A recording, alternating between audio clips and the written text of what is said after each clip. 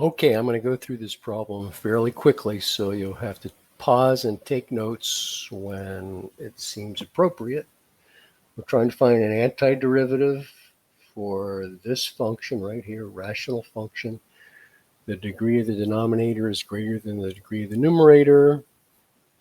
We've got polynomials, so we're going to try partial fraction decomposition. On board 2, I'll give you the answers. Here's the original function with the denominator in factored form. Here's the partial fraction decomposition. And here's the answer. And if you go to Desmos and actually type in these functions and figure out that f prime of x matches these two functions identically, that kind of proves that this is an antiderivative right here. So that's pretty messy. Let's see how we get to it. First of all, there's the integrand. Over here is the partial fraction decomposition. Since the factors of the denominator have a factor of x and an irreducible quadratic, that can be written as a over x plus bx plus c over x squared plus 3. And if you multiply both sides of this equation by this denominator, this is what you get. A times x squared plus 3 plus bx plus c times the factor of x. Now I could distribute the a, distribute this x, collect the similar terms, and use equate coefficients to get these values of a, b, and c. But another way to do it is to say, look, if I let x equal 0, this term disappears.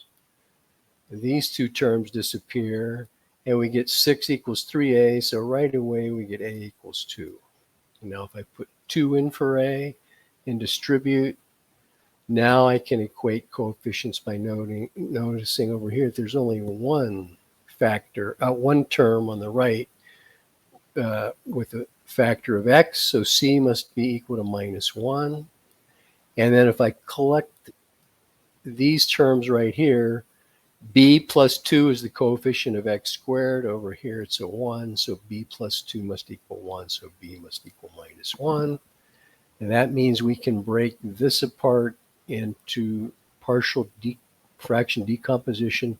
2 over x, a is 2, minus, all I did was factor out this -1 because it's minus x. That's b minus c, or c is -1 over x squared plus 3.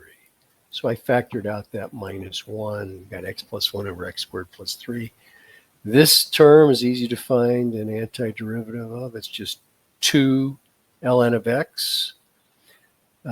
What we have to do is divide this denominator, separate it into separate fractions, x squared plus 3, x over x squared plus 3 plus 1 over x squared plus 3.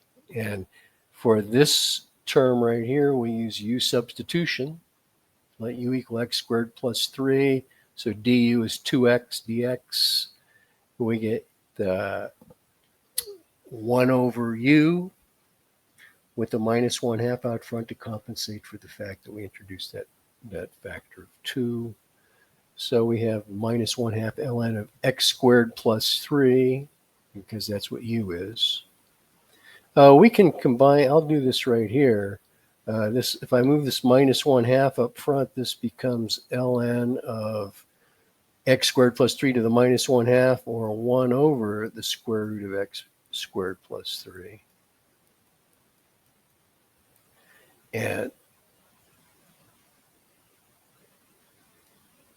oh no.